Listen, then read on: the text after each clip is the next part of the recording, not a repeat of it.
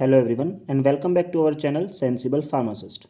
तो हमने बात की थी यूनिट 4 फार्माकोलॉजी सेमेस्टर 4 के बारे में हम बात कर रहे हैं, जिसके अंदर हमने स्टार्ट किया था न्यूरो ट्रांसमीटर इन सीएनएस। इसके अंदर हमने बात की थी अलग अलग न्यूरो ट्रांसमीटर की, जिसमें आज हम सेरोटोनिन पढ़ने वाले हैं। वो अलग अलग न्यूरो ट्रांसमीटर कौन से थे आपको याद होगा, जैसे इनहिबिटरी इनहिबिटरी वाले थे आपके, एक्साइटेटरी थे, और ऐसे थे जो दोनों तरीके का फंक्शन परफॉर्म करते हैं। ठीक है, तो इनहिबिटरी में थे आपके G2DS, है ना। जी मतलब ग्लाइसिन, ग्लाइसिन के बाद आता है आपका गाबा, गाबा के बाद आया आपका डोपामीन, और डोपामीन के बाद आपने पढ़ा, आप पढ़ोगे आज सेरोटोनिन। ठीक है, अलग अलग एक्साइटेटरी भी है, उसके बाद एस्पार्टेट, ग्लूटामेट, नाइट्रिक ऑक्साइड, और आपका बोथ भी आता है जिसमें एसिटाइल कोलिन और एड्रेनलिन पढ़ेंगे। तो हम ग्लाइसिन पढ़ चुके हैं, हम गाबा पढ़ चुके हैं, डोपामीन हम पिछली वीडियोज़ में पढ़ चुके हैं, और आज हम पढ़ने वाले हैं सेरोटोनिन के बारे में। ठीक है, तो चलिए स्टार्ट करते हैं सेरोटोनिन के बारे में। So, serotonin is a monoamine neurotransmitter biologically derived from tryptophan। ठीक है, क्या है ये ड्राइव किससे हुआ? बायोलॉजिकली ट्रिप्टोफान से ड्राइव हुआ है क्या? ये मोनो अमीनो न्यूरोट्रांसमीटर जिसके अंदर एक अमाइन ग्रुप लगा हुआ है। क्लियर है? सो दोबारा पढ़ते हैं एक बार। Serotonin is a mono amine neurotransmitter biologically derived from tryptophan. Clear है? अब चलते हैं सेकंड पॉइंट की तरफ। स्ट्रक्चरली, इसके स्ट्रक्चर के बारे में बात कर रहा है। Structurally it contain one indole ring, hydroxyl group and ethyl amine group attach to the ring. देखो इसके स्ट्रक्चर में आप देखोगे यहाँ पे आगे ये क्या कह रहा है कि एक तो इसके अंदर क्या प्रेजेंट है, इंडोल रिंग प्रेजेंट है। इंडोल रिंग कौन सी है? ये आपकी बेंजीन रिंग और जो दूसरी रिंग, ये दोनों रिंग मिलकर क्या बना रही है आपकी, ये देखो, ये हो गया आपका इंडोल रिंग, ये है आपकी इंडोल रिंग। और इंडोल रिंग के साथ क्या है? हाइड्रोक्सिल ग्रुप लगा हुआ है, OH ग्रुप लगा हुआ है, और उसके साथ इथाइल अमाइन, ये रहा अमाइन, और ये इथाइल जो इसके बीच में लिंकेज है, इथाइल अमाइन ग्रुप अटैच आपकी रिंग के साथ। ठीक है, ये इसका स्ट्रक्चर हो गया।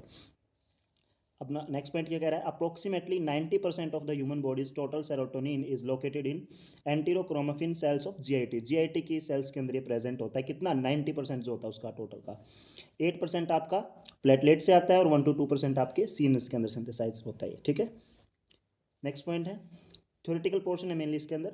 नेक्स्ट आपका serotonin containing neurons are mainly found in limbic system, raphe nucleus, cortex, hypothalamus और एमिगडाला एटसेट्रा। ये सारे के सारे क्या आपके हायर ब्रेन रीजन्स हैं। ठीक है, आपके हायर ब्रेन रीजन्स के अंदर कौन सी न्यूरॉन्स प्रेजेंट होती है जिनके अंदर सेरोटोनिन प्रेजेंट होता है? वो सारी न्यूरॉन्स आपके हायर ब्रेन रीजन्स के अंदर प्रेजेंट होती है, चाहे वो आपका लिम्बिक सिस्टम हो, रेफे न्यूक्लियस हो, कॉर्टेक्स हो, हाइपोथैलेमस हो, या फिर एमिगडाला हो। ये सारे के सारे आपके ब्रेन के पार्ट है।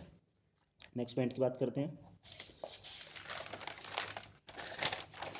उसके बाद बात कर रहा है कि काम क्या करता है ये, देखो इट रेगुलेट, क्या रेगुलेट करता है? देखो इसमें sleep, body temperature and mood. Mood को मैंने अलग से हाईलाइट किया, sleep, body temperature and mood, क्योंकि जनरली मूड के लिए जाना जाता है जो आपका सेरोटोनिन न्यूरोट्रांसमीटर होता है। ठीक है, उसके बाद बात करते हैं इसकी सिंथेसिस की। तो सिंथेसिस कैसे होती है? ट्रिप्टोफान से। पिछले हमने पॉइंट में पढ़ा था कि बायोलॉजिकली कैसे सिंथेसाइज होता है, ये ट्रिप्टोफान से सिंथेसाइज होता है। सो ट्रिप्टोफाइन से हाइड्रोक्सिलेज एंजाइम से किस में कन्वर्ट कर देगा? 5 हाइड्रोक्सी ट्रिप्टोफान। ठीक है, फिर वहाँ से डीकार्बोक्सिलेज एंजाइम आएगा और क्या करेगा? इसे किस में कन्वर्ट करा देगा? 5 हाइड्रोक्सी ट्रिप्टामीन। ठीक है, 5 हाइड्रोक्सी ट्रिप्टामीन, ये होता है आपका 5HT। क्लियर है? अब इसका इंपॉर्टेंट और थोड़ा सा जो इंपॉर्टेंट होता है और थोड़ा सा टफ भी लगता है वो है इसका रिसेप्टर्स। सारे आपको पढ़ने की जरूरत नहीं है, रिसेप्टर्स के अलग अलग क्या फंक्शन होते हैं, कैसे कैसे, बस कुछ एक मेन पॉइंट्स अगर याद करते हो तो भी मोर देन सफिशियंट है। हालांकि मैंने इंक्लूड पूरा किया है हमारे नोट्स के अंदर। तो चलिए रिसेप्टर्स की बात करते हैं। कितने सब टाइप्स हैं इसके? 5HT1 से लेके 5HT7, 7 प्रकार के होते हैं, HT1 से लेके HT7 तक। ठीक है, अब ये जो पॉइंट्स है ये इंपॉर्टेंट, अगर आप ये भी याद कर ले तो बहुत है वो। All are GPCR type except 5HT3। तो भी 1 से लेके 7 तक सारे कैसे होते हैं? GPCR टाइप के होते हैं। हमने पढ़ा था ना, जो हमने रिसेप्टर्स पढ़े थे, आइनोट्रोपिक और मेटाबोट्रोपिक। तो GPCR क्या था हमारा? मेटाबोट्रोपिक था। मेटाबोट्रोपिक किसे कहते हैं? जो एक सेकेंडरी मैसेंजर को रिलीज करता था। अब उसमें सेकेंडरी मैसेंजर हमारे क्या थे? या तो साइक्लिक MP, या फिर आपका IP3 और डैक के थ्रू काम कर रहा था। ठीक है, तो ऐसे ही काम करेंगे सारे, किसको छोड़ के? 5HT3 को छोड़ के। 5HT3 हमारा जो है GPCR टाइप नहीं है, तो ये कैसा है? ये आपका लीगेंड गेटेड होता है। क्लियर है? नेक्स्ट पॉइंट क्या कह रहा है? अब जितने भी GPCR टाइप है उनकी बात कर रहा है, उनमें से all are cyclic AMP mediated except 5H2, कि भाई 5HT3 तो लीगेंड गेटेड होगा। अब जो बचे उनमें से सारे साइक्लिक AMP मीडिएटेड होते हैं, एक को छोड़ के। ठीक है, GPCR का बताया ना मैंने, या तो साइक्लिक AMP को रिलीज करेगा या फिर IP3 डैग, सेकेंडरी मैसेंजर, ये दो हो सकते हैं। तो सभी में क्या होता है? साइक्लिक AMP ही होता है आपका सेकेंडरी मैसेंजर। सिर्फ 5H2 में क्या होगा? 5HT2 में वो आएगा आपका आपकी IP3 और डैग। अब इनके फंक्शन बताए हुए हैं, क्या क्या करते हैं। 5HT1 आपके साइक्लिक एमपी को डिक्रीज करता है, ठीक है, और बाकी के 4 5 6 7 ये क्या करते हैं, इंक्रीज। देखो इसमें 2 और 3 को इंक्लूड नहीं किया मैंने ना, क्योंकि 2 किससे काम करता है, YP3 डैग से करता है, तो साइक्लिक एमपी के थ्रू करता ही नहीं है। और 3 आपका वो GPCR टाइप ही नहीं है, वो कैसा है आपका लिगेंड गेटेड टाइप है, इसलिए उनको इसमें इंक्लूड नहीं किया गया।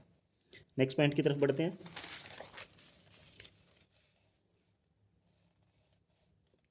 देखो अब बात करते हैं 5HT1 के बारे में, ठीक है।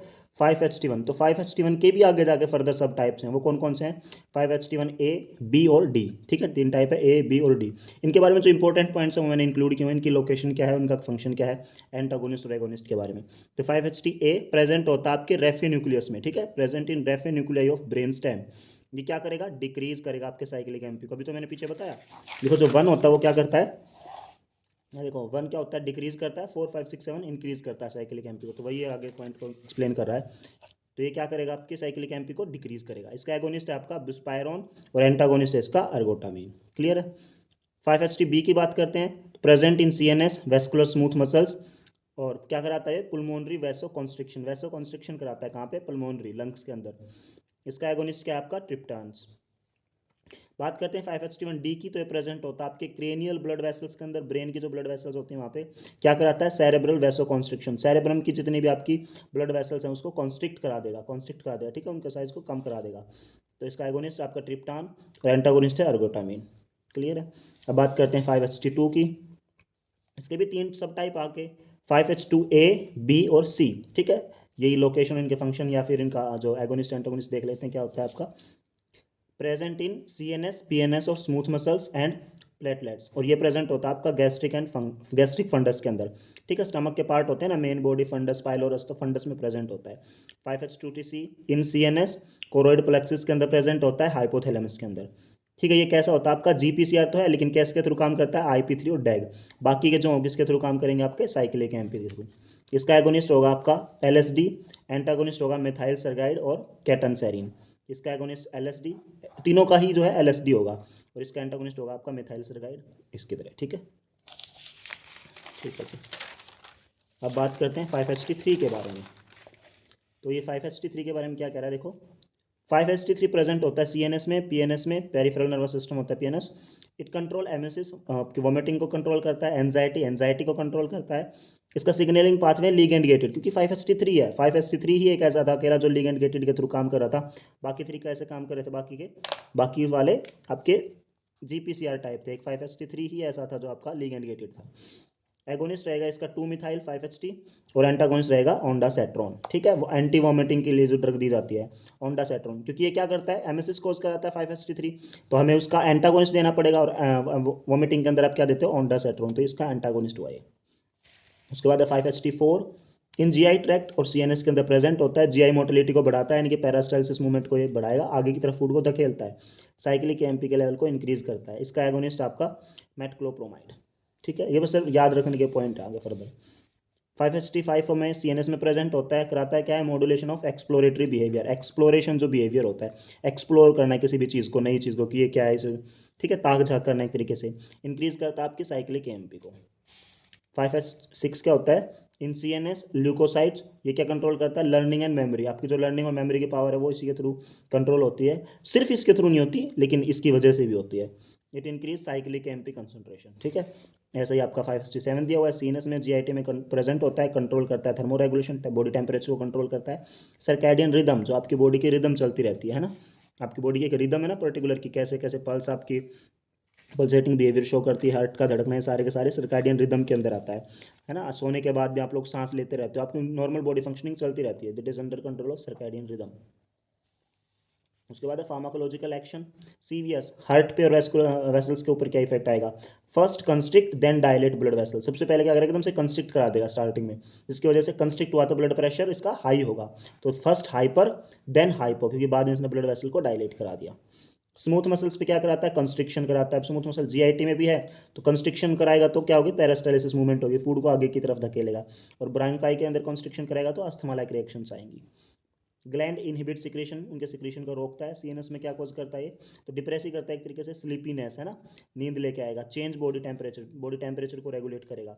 हंगर, भूख, वैरायटी ऑफ बिहेवियर इफेक्ट्स, ठीक है, अलग अलग जो इफेक्ट्स होते हैं बिहेवियर उनको कंट्रोल करता है आपके सीनस के अंदर, ठीक है। तो ये था आपका सेरोटोनिन, ठीक है। तो आपके जितने भी इनहिबिटरी थे उनके बारे में हमने डिस्कस कर लिया है। नेक्स्ट वीडियो के अंदर हम बात करेंगे एक्साइटेटरी न्यूरोट्रांसमीटर्स की, ठीक। आई होप आपको ये वीडियो पसंद आई होगी, समझ आएगी। कोई किसी भी क्वेरी के लिए कमेंट बॉक्स में ज़रूर हमसे पूछे। Thank you so much.